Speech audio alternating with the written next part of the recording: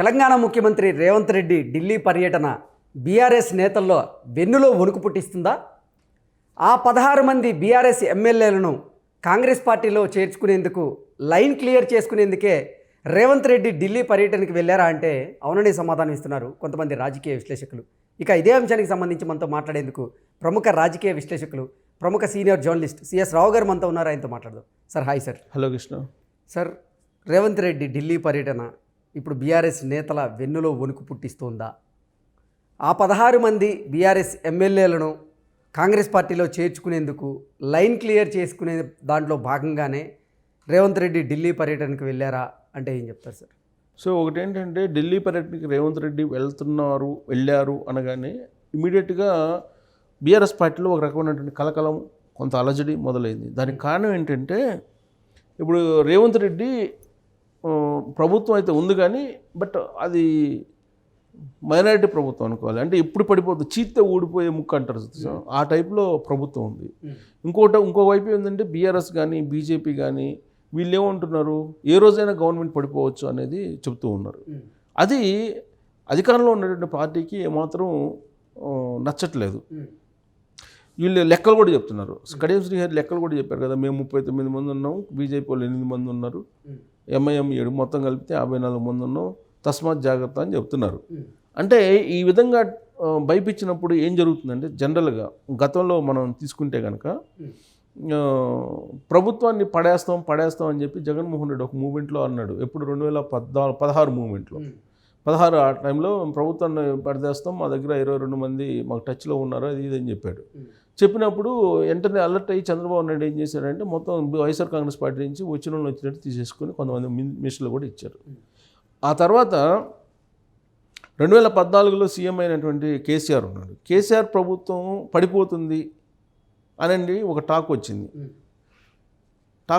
అది ఇలానే ప్రత్యర్థి పార్టీలు మైనార్టీ ప్రభుత్వం పడగొడతామని చెప్పి వెంటనే అలర్ట్ అయినటువంటి కేసీఆర్ ఏం చేశాడు, ఇమీడియట్గా తెలుగుదేశం పార్టీ వాళ్ళని లాగేసుకున్నాడు. తెలుగుదేశం పార్టీ ఎమ్మెల్యేలు అప్పుడు 15 మంది ఉంటే వాళ్ళలో దాదాపు చాలామందిని లాగేసుకున్నాడు ఆయన. ఆ తర్వాత సెకండ్ ఫేజ్లో కాంగ్రెస్ వాళ్ళు లాక్కున్నాడు అవసరం లేకపోయినప్పటికీ. సో ఇప్పుడు సేమ్ సిచ్యువేషన్ అప్పుడు 2014లో ఆంధ్రప్రదేశ్లో, అలాగే 2014 నుంచి 19 మధ్యలో జరిగినటువంటి పరిణామాలు ఇప్పుడు ఆ తెలంగాణలో 2014, 19 మధ్య జరిగిన పరిణామాలు అవి కనుక గుర్తు చేసుకుంటే రాబోయేటువంటి రోజుల్లో రేవంత్ రెడ్డి కూడా అధికారంలో ఉన్నాడు కాబట్టి ప్రత్యర్థి పార్టీలు ఎవరైతే ప్రతిపక్ష పార్టీ ఉన్నారో అక్కడి నుంచి ఎమ్మెల్యేలను తీసుకునేటువంటి అవకాశం ఉంది స్ట్రెంథన్ కావడానికి. సో తీసుకోక తప్పదు, ఎందుకంటే వీళ్ళే రెచ్చగొడుతున్నారు కదా. రెచ్చగొడుతున్నప్పుడు ఖచ్చితంగా వాళ్ళని తీసుకునే అవకాశం ఉంది. ఇప్పుడు రేణుకా చౌదరి చెప్తున్న దాని ప్రకారం 16 మంది టచ్లో ఉన్నారని ఆవిడ చెప్తున్నారు. మరికొంతమంది చెప్తున్నారు కాదు 20 మంది టచ్లో ఉన్నారని మరికొంతమంది చెప్తున్నారు. సో 22 మంది వెళ్ళిపోతే నీ ప్రతిపక్ష హోదా కూడా ఇప్పుడు ఉండే అవకాశం లేదు కేసీఆర్కి అనేది ఇప్పుడు మళ్ళీ తాజాగా వినిపిస్తుంది రాజకీయ వర్గాల్లో. ఎందుకు ప్రతిపక్ష హోదా ఉండదంటే ఇప్పుడు ఆల్రెడీ ప్రతిపక్ష నాయకుడిగా కేసీఆర్ ఉన్నాడు. బీఆర్ఎస్ పార్టీ వచ్చి కాంగ్రెస్ పార్టీలో విలీనం అయింది అనుకో. గతంలో కాంగ్రెస్ పార్టీ బీఆర్ఎస్ పార్టీలో విలీనం అయింది అసెంబ్లీ వేదికగా. ఇప్పుడు బీఆర్ఎస్ పార్టీ కాంగ్రెస్ పార్టీలో విలీనం అయింది అనుకోండి, ప్రతిపక్ష హోదా పోతుంది. సో కాబట్టి ఇప్పుడు రేవంత్ రెడ్డి ఎట్టి పరిస్థితుల్లో కూడా కాంగ్రెస్ పార్టీ ఎమ్మెల్యేలని ఖచ్చితంగా కొంతమంది వచ్చేవాళ్ళు ఉన్నారు. ఆ వచ్చేవాళ్ళ జాబితాలో మల్లారెడ్డి పేరు వినిపిస్తుంది, సుధీర్ రెడ్డి పేరు వినిపిస్తుంది, మల్లారెడ్డి కొడుకు పేరు వినిపిస్తుంది, తర్వాత గంగుల కమలాకర్ పేరు వినిపిస్తుంది, పాత తెలుగుదేశం పార్టీ వాళ్ళు వీళ్ళంతా. సో వాళ్ళందరూ చాలామంది పేర్లు వినిపిస్తున్నాయి. ఒక 20 మంది వెళ్ళిపోతే అయిపోయాయి. 20 మంది అయిపోతే ప్రతిపక్ష హోదా కూడా పోతుంది. సో కాబట్టి ఇప్పుడు ప్రతిపక్ష హోదా ఉంటుందా ఊడుతుందా కేసీఆర్కి అని అంటే, కేసీఆర్ లేదంటే బీఆర్ఎస్ పార్టీ బీజేపీ వాళ్ళు కామ్గా ఉన్నంత వరకు ఓకే. కానీ కామ్గా వాళ్ళు కనుక రెచ్చగొట్టే పరిస్థితి ఉంటే కనుక ఖచ్చితంగా కాంగ్రెస్ పార్టీ తీసుకునే అవకాశం ఉంది ప్రత్యర్థి పార్టీలు. ఇప్పుడు ఉదాహరణ తీసుకుంటే బీజేపీ ఇప్పుడు 8 మంది ఎమ్మెల్యేలు గెలుచుకున్నారు. ఇంతవరకు అక్కడ విపక్ష నేత లేడు, అంటే ఫ్లోర్ లీడర్ లేడు. అసెంబ్లీలో ఫ్లోర్ లీడర్ ఎవరో ఒకరు ఎంచుకోవాలి కదా, ప్రతి పార్టీకి ఒక ఫ్లోర్ లీడర్ ఉంటారు. కానీ ఫ్లోర్ లీడర్ లేకుండా అసెంబ్లీ సమావేశాలకు హాజరైనటువంటి ఒకే ఒక పార్టీ బీజేపీ. తాజాగా జరుగుతుంది కదా, సెషన్స్ జరుగుతున్నాయి. బుధవారం మళ్ళీ కంటిన్యూ అవుతుంది. సో ప్రతి పార్టీకి ఇప్పుడు ఎంఐఎం పార్టీ ఉన్నారు, అక్బరుద్దీన్ ఉన్నాడు ఎంఐఎంకి, అలాగే బీఆర్ఎస్ పార్టీ ఉన్నారు, బీఆర్ఎస్ పార్టీకి కేసీఆర్ని ఎంచుకున్నారు. ఓకే, కానీ మన సిపిఐ ఉంది, ఒకళ్ళే ఎమ్మెల్యే, ఆయనే ఆ పార్టీకి ఫ్లోర్ లీడరు, ఒకళ్ళు ఉన్నారు కాబట్టి ఆయనే. అంతకుముందు బీజేపీకి ఒకళ్ళే ఉన్నారు, రాజేష్ సింగ్, ఆయనే ఉండేవాడు. కానీ ఇప్పుడు 8 మంది గెలిచారు. ఈ 8 మందిలో ఎవరిని పెట్టాలి ఫ్లోర్ లీడర్గా అనేది ఇప్పటివరకు బీజేపీ నిర్ణయం తీసుకోవాలి ఇప్పటివరకు. అంటే ఫ్లోర్ లీడర్ రాకుండా హాజరైనటువంటి పార్టీ ఏదైనా ఉందంటే బీజేపీ. ఎందుకంటే ఆ ఫ్లోర్ లీడర్కి ఇప్పుడు గెలిచిన ఒక్కో పార్టీలో ఎంతమంది సభ్యులు గెలిచారని అనేది క్యాలిక్యులేట్ చేసి ఆ క్యాలిక్యులేషన్ ప్రకారం నీకు మాట్లాడటానికి అవకాశం ఇస్తారు. సో ఫ్లోర్ లీడర్ ఎవరైతే ఉన్నారో ఆ ఫ్లోర్ లీడర్కి అవకాశం ఇస్తారు డిస్కషన్స్ జరిగేటప్పుడు. అసలు ఫ్లోర్ లీడర్ ఎంపిక విషయంలోనే బీజేపీ వెనకబడింది. అంటే దీన్ని బట్టి ఏమర్థమవుతుంది, రేవంత్ రెడ్డి ఇప్పుడు ఒకవేళ బీజేపీ వాళ్ళని కూడా తీసుకునే అవకాశం ఉందా, బీజేపీ వాళ్ళు ఎవరైనా టచ్లో ఉన్నారా అనేటువంటి అనుమానం కూడా కలుగుతుంది. సో బీజేపీ వాళ్ళు పోరుగానే అంత ఈజీగా, కాంగ్రెస్ పార్టీ నుంచి మాత్రం ఒక 16 నుంచి 19 మంది వరకు టచ్లో ఉన్నారు, వెళ్ళే అవకాశం ఉంది అని అంటున్నారు.